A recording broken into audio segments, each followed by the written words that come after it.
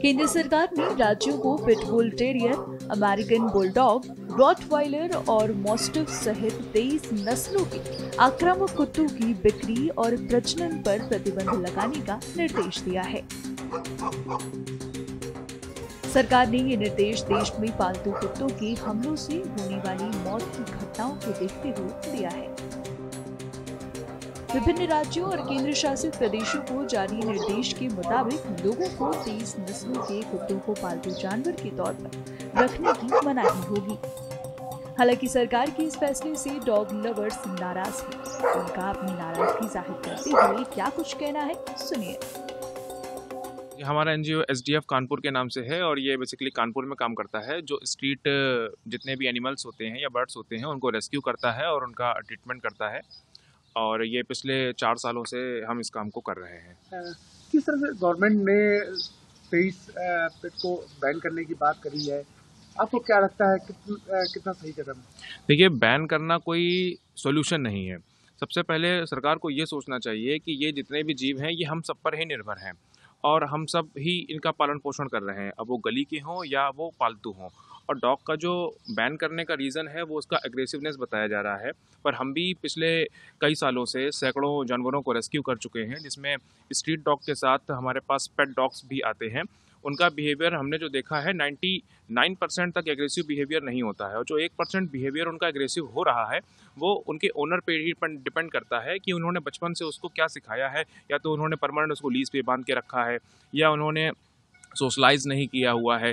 तो ये जो ओनर हैं उन पर ही डिपेंड करता है कि वो अपने डॉग्स को किस तरीके से बनाना चाह रहे हैं। और हम भी हैं, एक साधारण से कोई इंसान है, अगर वो कितना भी सीधा हो, बार बार उसको किसी चीज़ के लिए पिंच किया जाएगा तो उसका भी बिहेवियर चेंज हो ही जाएगा।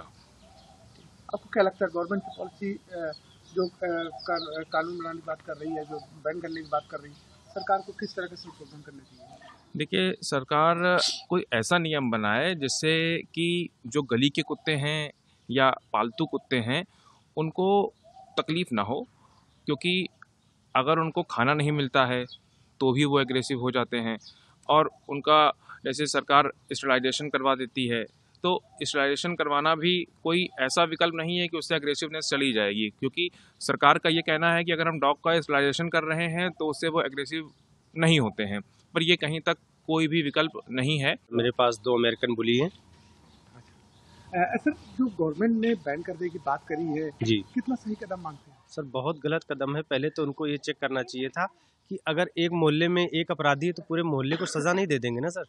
और अभी गवर्नमेंट ने, सुप्रीम कोर्ट ने एक आदेश पारित किया था 2002 में, आर्टिकल 429, 428, किसी भी डॉग्स को कहीं से हटाया नहीं जा सकता। और प्लस उनको जो ये न्यूट्रल कर रहे हैं, न्यूट्रल नहीं कर सकते हैं, सबको समान अधिकार का आदेश दिया था। उसके बावजूद अगर ये आदेश करें बैन करना कोई सोल्यूशन नहीं। मुझे अगर सुरक्षा चाहिए तो मैंने गार्ड डॉग्स पाल रखे हैं, तो मुझे सुरक्षा कौन देगा? हर घर के आगे कोई पुलिस वाला तो नहीं खड़ा होगा। आज हम लोग अगर अच्छी नींद सोते हैं तो इन गार्ड डॉग्स की वजह से सोते हैं कि ये गार्ड डॉग्स मेरे घर के बाहर खड़े, मेरे घर के अंदर हैं, मैं जान रहा हूँ कि कोई बात होगी तो ये पहले मेरे लिए लड़ेंगे। तो अगर कल को मेरे साथ कोई हरकत होती है तो कौन जिम्मेदार है उसका, ये बताइए आप। क्या लगता है आपको गवर्नमेंट को इस पॉलिसी के बारे में? बहुत सर सोचना चाहिए। किसी एक व्यक्ति की शिकायत करने पे पूरे मोहल्ले को नहीं सजा देनी चाहिए। उन्होंने पूरे डॉग्स को बैन कर दिया। हम लोग डॉग्स लवर हैं सर, हमको भी पता है ये सारे जानवर हमारे आपके भरोसे ज़िंदा हैं और इस दुनिया की सबसे पुरानी प्रजाति भी है ये कुत्ते, और हमारे पुराणों में इनका वर्णन मिलता है।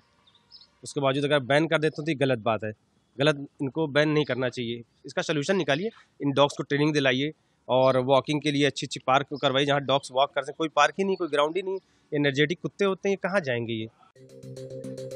आपको बता दें कि पशुपालन आयुक्त की अध्यक्षता में गठित विशेषज्ञ समिति ने ऐसी नस्ल के कुत्तों की आयात पर रोक लगाने की सिफारिश भी की थी।